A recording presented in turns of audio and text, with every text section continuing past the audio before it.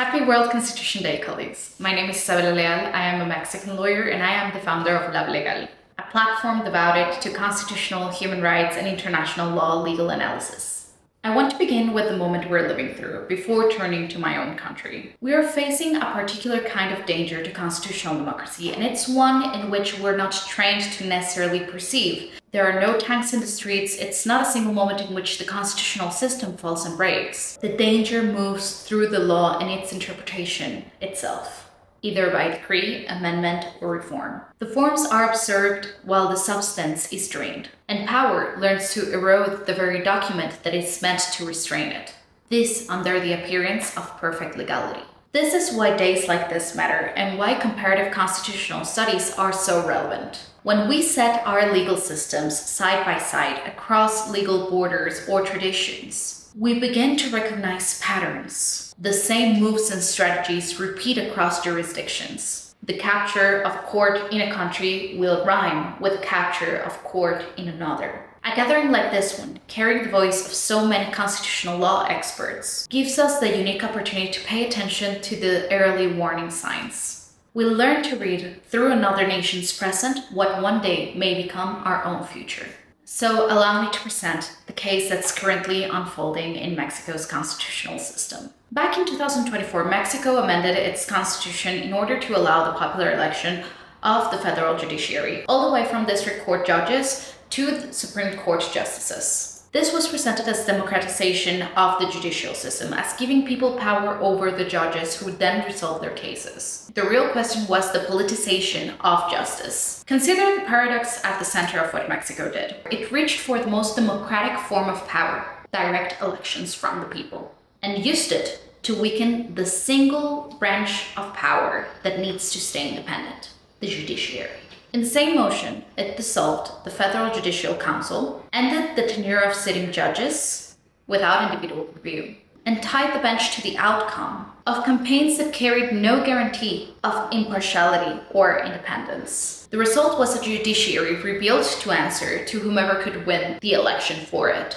This became a reality in June 2025. Mexicans walked into polling stations to do something no electorate had ever done in the past, nowhere in the world, choosing the judges of 50% of the federal judiciary plus the totality of the Supreme Court. All of this by direct vote. The promise was that justice would finally belong to the people. What the ballot did not show was how little had been prepared in order to keep that promise. With no secondary legislation to govern over the election and a reduced budget, three main images stay with me. The first is the weight of the vote. The electoral map was drawn with no legal parameters and no public consultation. 60 judicial districts appeared overnight, and more than half of the positions in play concentrated in only 8 of 32 states. In that sense, a vote, for example, in the state of Mexico, came to count as much as 6 times as the vote of a citizen in Ciudad de Mexico, or Mexico City, our capital. Some courts with national jurisdiction came to be elected by a single district. The second image is what we call the acordeones, the cheat sheets. On voting day, organized guides on how and who to vote circulated amongst the voters. These listed the identification numbers of chosen candidates and telling people exactly whom to mark. These were not scattered for personal preferences. There's evidence that these were systematized instruments, prepared and distributed, pointing to the same names across the country. And the third image is an image of silence. More than 8,000 legal challenges were filed. Barely 13% of the population participated and voted in this process.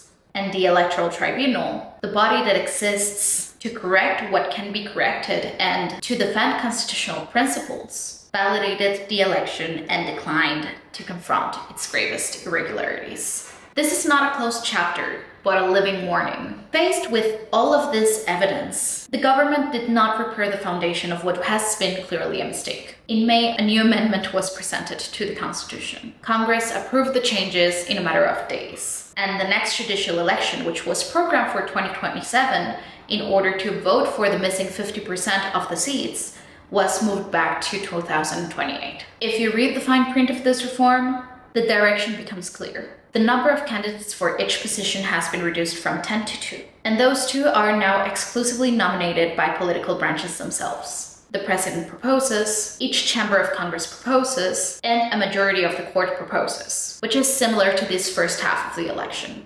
The citizen is then invited to choose, but only among the options that the power has already previously determined. A second change proposes presidential recall on the same ballot on the same day of the judiciary elections. This creates a pull towards whichever candidate the governing movement favors. The procedure has changed, and the risk of constitutional capture has deepened. This is what I call constitutional weaponization. Constitutional change that is valid in form, but corrosive in substance. This advances one reform at a time, one amendment at a time, each one defending the language of democracy, but destroying the institutions placed in order to protect democracy itself. International human rights bodies have already raised concerns regarding the judicial constitutional amendment in Mexico and how this may impact judicial independence. But the deeper lesson belongs to everyone in this space, whichever your legal system or constitution. The gravest threats to a democracy seldom present themselves as authoritarian. They ask for your vote.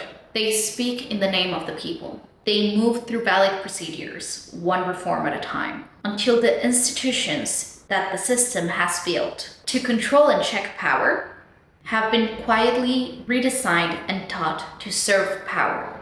When the most powerful democratic instruments that we have are used to narrow the people's real choices and to bind the courts to power, then no single election is lost. What is lost is the principle behind them. And every future majority is handed a method, already proven and already legal, which must never be mistaken for legitimacy.